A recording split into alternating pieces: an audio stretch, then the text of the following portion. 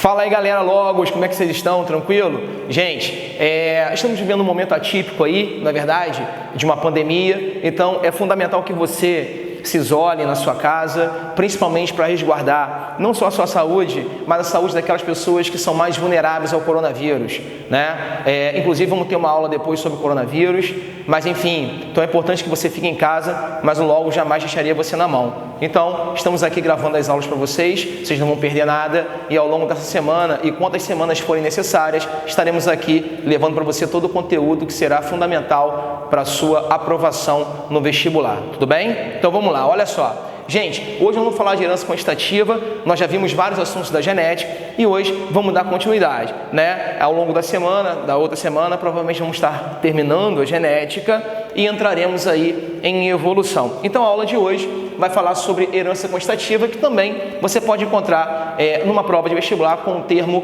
poligenia. É a mesma coisa, enfim, fiquem ligados quanto à nomenclatura. O que eu quero que você saiba em relação à herança quantitativa? Então vamos lá, olha só. Na herança quantitativa, os genes dominantes, que nós vamos chamar de aditivos, eles vão estar contribuindo de forma igual para um determinado fenótipo.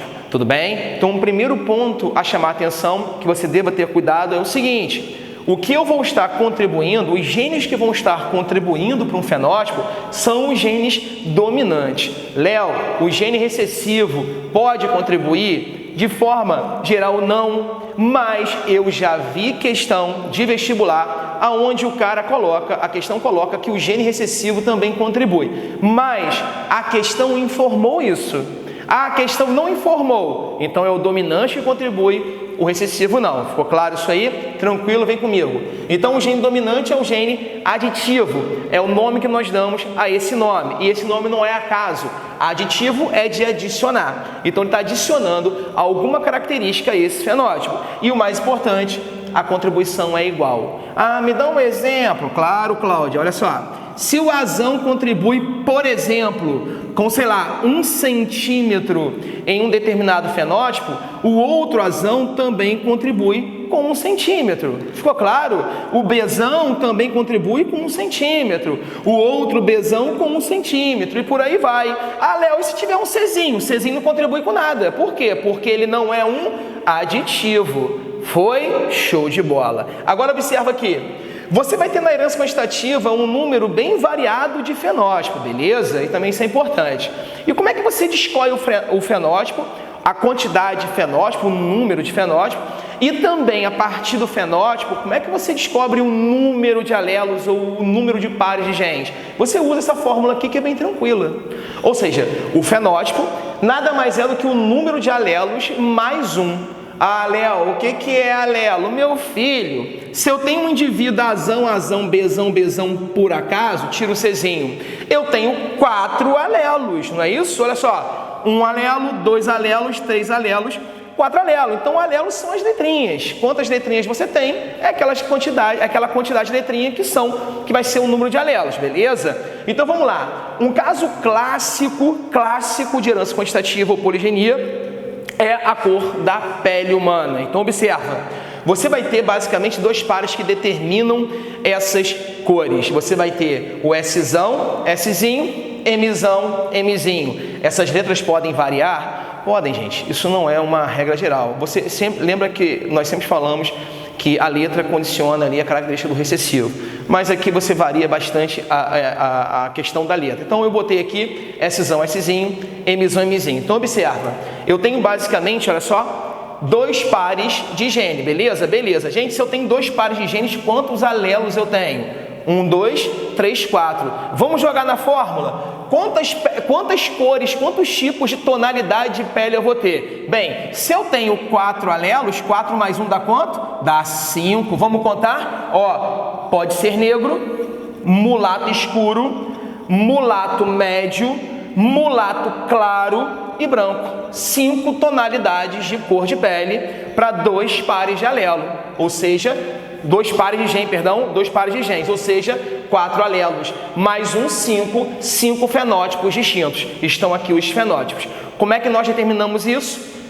A pele negra é determinada com indivíduos Szão, Szão, Mzão, Mzão, ou seja, duplo homozigoto dominante é um extremo. Eu tenho 4 alelos aditivos, significa que cada um aqui contribui com o máximo de produção da melanina. Se eu tenho 3 aditivos, Szão, Szinho, Mzão, Mzão, ó, 3 aditivos, ou Szão, Szão, Mzão, Mzinho, 3 aditivos. Eu vou produzir menos melanina aqui do que aqui, então eu vou ter 3 aditivos, o mulato escuro. Se eu tenho Szão, Szão, Mzinho, Mzinho, 2 aditivos, ou Szão, Szinho, Mzão, Mzinho, 2 aditivos, ou Szinho, Szinho, Mzão, Mzão, eu vou ter o mulato médio, 2 aditivos, menos melanina que aqui, menos que aqui. Se eu tenho Szão, Szinho, Mzinho, Mzinho, ou Szinho, Szinho, Mzão, Mzinho, apenas um aditivo,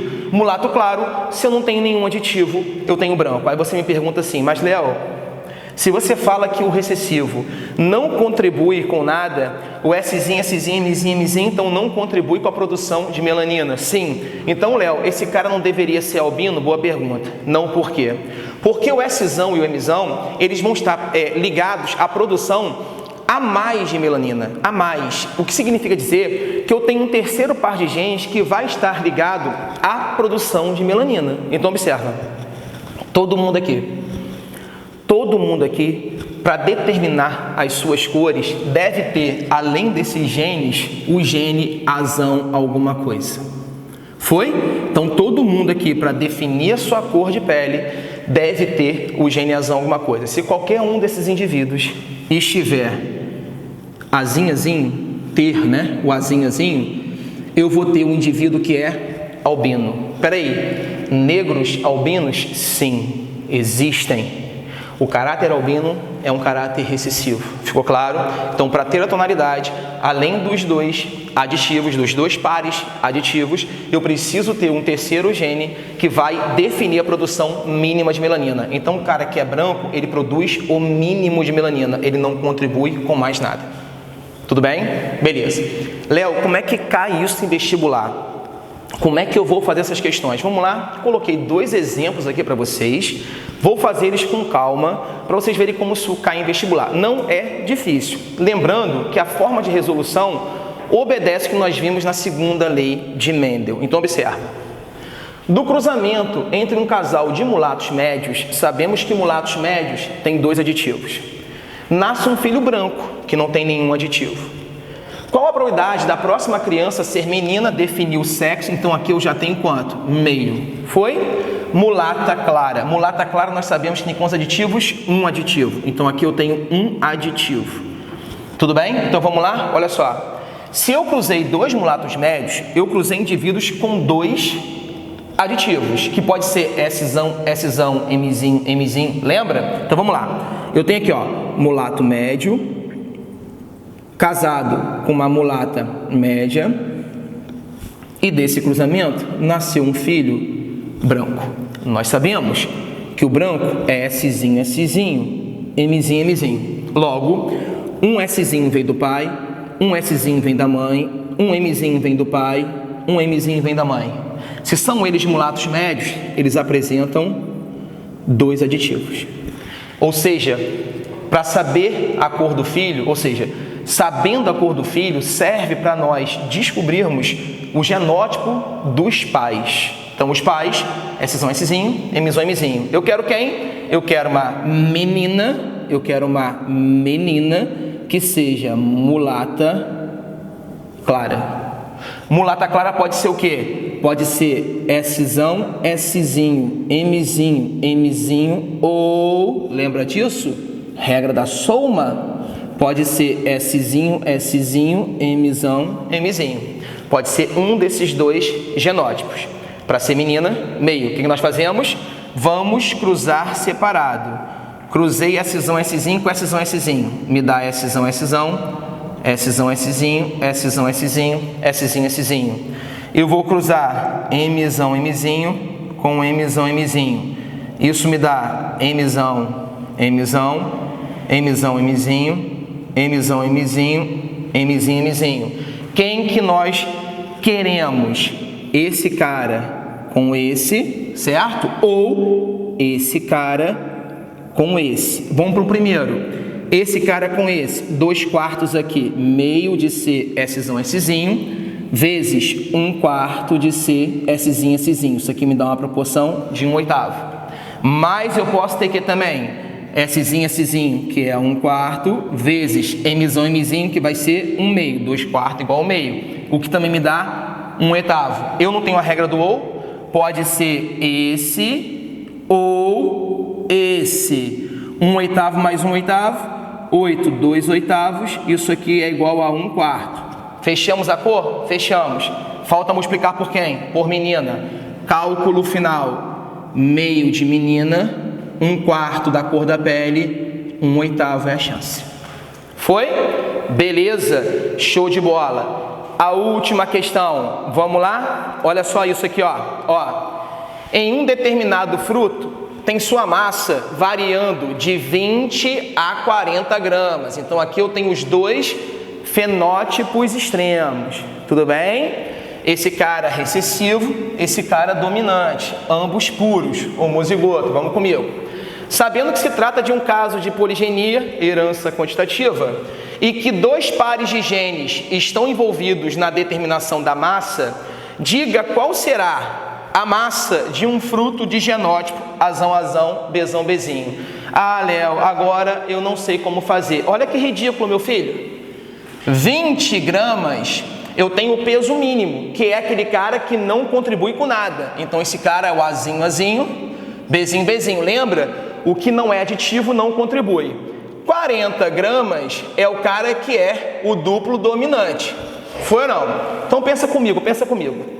Se esse cara aqui não contribui com nada, qual é a conclusão que nós chegamos? Que todo fruto tem no mínimo 20 gramas. Se o Azinho, Azinho, Bzinho, Bzinho não contribui com nada, cada fruto tem no mínimo 20 gramas. Então, cada fruto tem no mínimo 20 gramas, beleza? Cada fruto no mínimo 20 gramas. Só que se o fruto Azão, Azão, Bzão, Bzão tem 40, significa que ele acrescentou quantas gramas?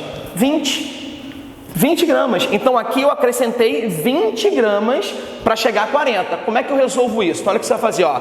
Eu tenho 20 gramas de contribuição. Essa contribuição foi dada pelos genes aditivos. E nós aprendemos que os genes aditivos contribuem de forma igual. Então, se eu tenho 4 aditivos, eu pego as 20 gramas que eles contribuíram e divido por eles. Isso aqui vai dar 5. Significa dizer, cada aditivo contribuiu de forma igual com 5 gramas. Então, o fruto já tinha 20. Se eu tenho 4 aditivos, eu contribuí com mais 5 cada um, que dá mais 20, pegando um total de 40 gramas. Olha que ridículo. Eu quero saber a massa desse cara. Esse fruto tem no mínimo quantas gramas? Ah, ele tem no mínimo 20 gramas, porque o recessivo tem 20. Recessivo não é aditivo, não contribui.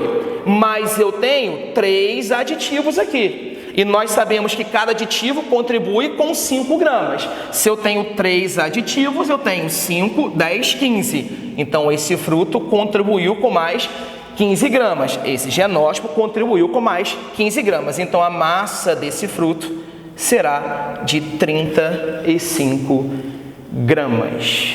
Tudo bem? Gente, fechamos o assunto da herança quantitativa ou poligenia. Eu vou, mais para frente, gravar uma aula só de resolução de questão de herança quantitativa, para que vocês saibam como fazer cada questão. Então fiquem tranquilos, vocês vão receber a lista com essas questões, vocês vão tentar fazer, vão tirar as dúvidas comigo, beleza? Mas eu vou gravar também uma aula só de resolução de herança quantitativa para acalmar vocês, beleza? Não é difícil, vão praticando e qualquer dúvida me acionem. Um grande beijo, continue aí focado. Um abraço.